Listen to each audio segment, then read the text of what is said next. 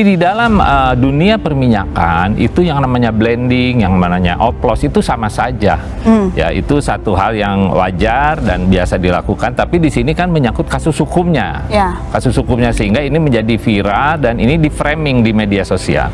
Kalau saya cek ke kampung-kampung SPBU di Pangandaran, di Cilacap, itu biasa saja, normal, karena di sana nggak ada pilihan, nggak ada SPBU sebelah, nggak ada pesaing ya, dan normal-normal aja. Apalagi mereka emak-emak yang nggak buka medsos ya, tetap aja apaan itu gitu. Cuma karena kemudian ini di framing sedemikian rupa selama seminggu ini, dan ini menjadi fraud di Pertamina. Temen saya pengusaha ngomong, Pak Eri, ini Pertamina jadi fraud nih. Jadi lender atau pemberi kredit itu ragu-ragu mau memberi ini karena apa? Korupsinya besar sekali. Ya, dan ini merugikan nama baik Pertamina di dunia internasional. Karena Pertamina memiliki kewajiban harus bayar hutang juga, ya kan? Kemudian juga impor juga dia sebagian mungkin dengan utang, dengan surat utang.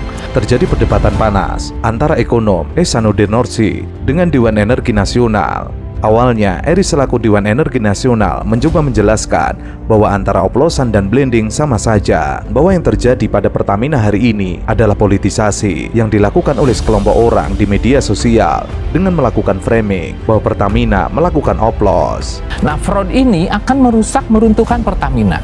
Sekali pilar ketahanan energi nasional ini rusak, negara juga kena. Apalagi menjelang Ramadan, udah Ramadan, menjelang Idul Fitri, kan kita butuh BBM. Kalau sampai 21 hari cadangan operasional ini sangat sempit, sangat kecil, ini berbahaya ya. Dan ini yang justru diserang oleh lawan-lawan politik, mungkin oleh negara-negara luar, mungkin ada kepentingan-kepentingan lain yang di luar kepentingan bangsa dan negara. Ini yang harus kita kritisi dan harus kita selamatkan. Itu saja. Hal itulah yang menurutnya menjadi musibah bagi Pertamina sehingga mengalami ketidakpercayaan di dunia internasional. Mendengar pernyataan dari Eri, Ehsanuddin Nursi lalu membantah bahwa yang dilakukan pemerintah dengan membubarkan Petral hanya isapan jempol karena orang-orang Petral saat ini malah masuk ke Pertamina. Enggak, jadi ketika ada orang teriak-teriak bangga dengan putar-putaran Petral di depan penegak hukum, saya bilang omong gede tuh. Depan penegak hukum saya ngomong. Saya waktu itu ngelawan beberapa pihak dan tegas-tegas saya bilang, Anda bubarin Petral, isapan jempol, saya bilang. Nggak ada itu. Apa Anda pikirin korupsi baru? Enggak ada korupsi baru. Cuman tampilan orang-orangnya anak-anak kecil. Jadi solusinya bukan bubarin Petral gitu ya? Tadi yang dibilang sama Eri, harusnya kita jujur sekarang. Pemerintah ini banci dalam memanage yang namanya Pertamina. Apakah dia commercial goods atau dia public goods? Ini tegas dulu. Yang namanya Sugeng Suparwoto, Ketua Komisi 7, punya tanggung jawab besar memperbaiki undang-undang migas yang tidak pernah selesai. Begitu juga nyaman ya Dewan Energi, jangan cuma bikin master plan. Ngapain diem-diem aja? Udah berapa lama undang-undang migas dibiarin kayak gitu, sehingga pemerintah korbannya masyarakat. Undang-undang migas tidak pernah diberesin. Bahli bilang ini IMF, fine IMF. Tapi tanya sekarang, siapa yang menjalankan liberalisasi sektor migas? Kelihatan kok. Saya pernah berdebat dengan orang-orang itu kok, dengan dokumen saya debat-debat. Saya hadapi mereka kok. Permasalahan Pertamina dari dulu hingga sekarang sama saja, hanya orang yang berganti, yang tua berganti muda. Hal itu terjadi lantaran pemerintah tidak membereskan dari hulu hingga hilir. Dan saya tahu persis perilaku mereka kayak apa. Dan sekarang mereka tetap berjaya. Itu kan bagi masyarakat yang tidak mengerti, mereka cuma korban. Tapi bagi saya, maaf ya, bagi saya yang mengerti tokoh-tokoh itu, dan saya tahu siapa mereka, bukan sakit saya. Luar biasa mereka menikmatinya. Luar biasa. Mau kasih dalil dokumennya? Iya benar. Mau lihat dokumennya? Saya bisa kasih lihat dokumennya. Artinya sesungguhnya tanggung jawab besar pemerintah. Gini loh bahasa sederhananya. Komisi 12 sekarang punya tugas menyampaikan kepada Presiden. Kapan undang-undang migas diberesin? Mangkel aku, mobil nyicil urung lunas. Ya. Urung lunas wis medhu mesin. Rusak goro-goro ki Pertamax jancuk. Piye? Nanti kecekel Pak Prabowo ora iso ngatasi. Tenang. Gedor-gedor lah ngomong sampean kok. Pilih Pak sampean iki. Aku yang ngono. Kayak ibu-ibu sing kaya zaman Covid. Apa ya kuwi? Apa kae? Arep ngarani PSBB kae. Gregeten aku. Iki lagi urusan Pertamax, urung liyane. Iki lagi sing ketok pertama si cintok. Ibu liane burung kebongkar apa piye iki? Aku ngerti rasane pengen playu nang omahe Pak Prabowo. Atur atus kok kene. Kok rasane kok aku pengen playu duduk-duduk, Pak. Nuwun Pak, iki kepiye to, Pak? Pak pengen ngono rasane.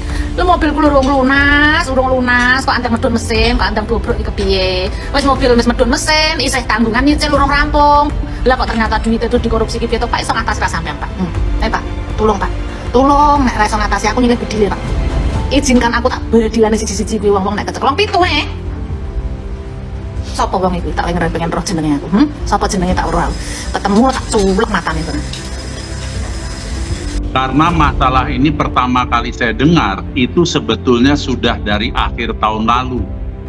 Sudah ada ribut-ribut di mana kendaraan yang mengisi Pertamax sampai mogok. Waktu itu saya sampaikan ketika ditanya teman-teman media, saya bilang, itu mungkin hanya kasus setempat, belum menjadi isu nasional.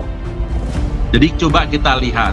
Tetapi ketika belakangan di bulan Desember ada teman-teman yang pergi ke bengkel resmi merek besar, itu sampai kepala montirnya mengatakan, jangan beli Pertamax ya. Nanti kejadiannya seperti ini, nggak cukup 40 juta, 50 juta untuk memperbaiki. Saya terkejut, loh merek besar sampai bisa ngomong seperti itu bengkelnya, kok mereknya nggak komplain ke Pertamina? Ada apa? Sungkan? Takut? Atau apa? Kasus mobil rusak karena Pertamax masih terjadi di beberapa daerah. Bahkan sekarang yang terdampak bukan hanya Toyota dan Daihatsu, tapi juga Suzuki. Belum lama ini, beredar di media sosial yang memperlihatkan tangki BBM mobil yang dikuras. Video tersebut memperlihatkan filter bensin yang kotor, serta adanya endapan seperti yang viral pada video lainnya. Setiap hari ada saja yang turun tangki BBM. Penyebabnya adalah filter bensinnya tersumbat sampai tidak kuat jalan, dengan pengisian di SPBU yang berbeda-beda. Jika benar ya, karena kan itu nanti peradilan yang akan memutuskan. Jika benar bahwa bensin yang kita beli di bawah kualifikasi minimal yang dipersyaratkan oleh mobil kita, maka pasti akan ada hal buruk yang terjadi. Mobil itu macam-macam. Kalau mobil teknologi modern, dia sudah dilengkapi dengan knocking sensor yang dia bisa memperlambat waktu pengapian kalau mendeteksi bensinnya itu oktannya lebih rendah, untuk menghindari gejala detonasi awal alias knocking, ketik-ketik yang sering kita dengar. Kalau di mobil baru dengan knock sensor yang masih bisa mengatasi kekurangan oktan itu, yang akan terjadi adalah tenaga berkurang, konsumsi bahan bakar bertambah. Nah, tapi kita harus ingat, dalam bahan bakar itu, oktan itu hanya salah satu properties. Ada properties yang lain, ada densitas, ada viskositas, ada nilai kalornya berapa, ada aditifnya, ada deterjennya di situ. Rata-rata mobil yang rusak karena Pertamax tersebut tidak sampai ke bagian pompa bahan bakar atau full pump, tapi untuk filter bensinnya memang sangat kotor. Saat ini sudah banyak mobil rusak karena Pertamax dari berbagai model, seperti Suzuki APV tahun 2009, Toyota Kijang Innova tahun 2010, Avanza tahun 2010 hingga 2013. Lalu ada juga Daihatsu Xenia tahun 2016.